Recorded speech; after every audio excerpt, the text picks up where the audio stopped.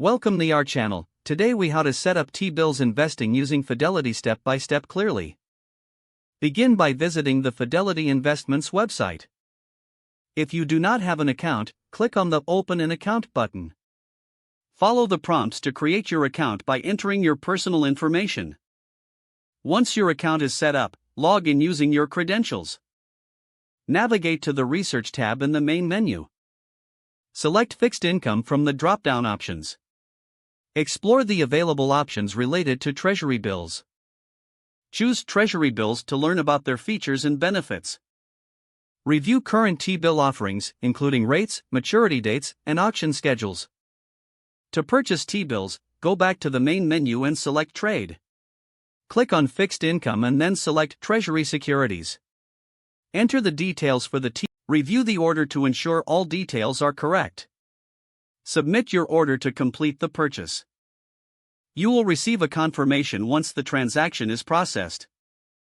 Monitor your investments under the Accounts section of your Fidelity dashboard.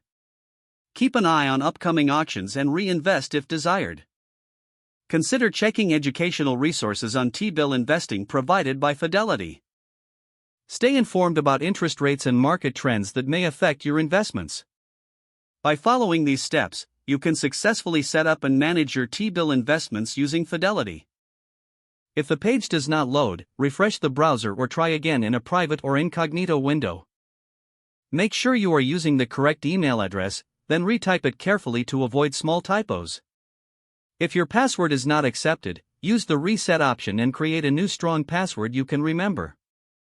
Check your spam folder for verification or security emails, then complete any requested confirmation steps. Enable two-factor authentication if available to improve account security and reduce unauthorized access risk.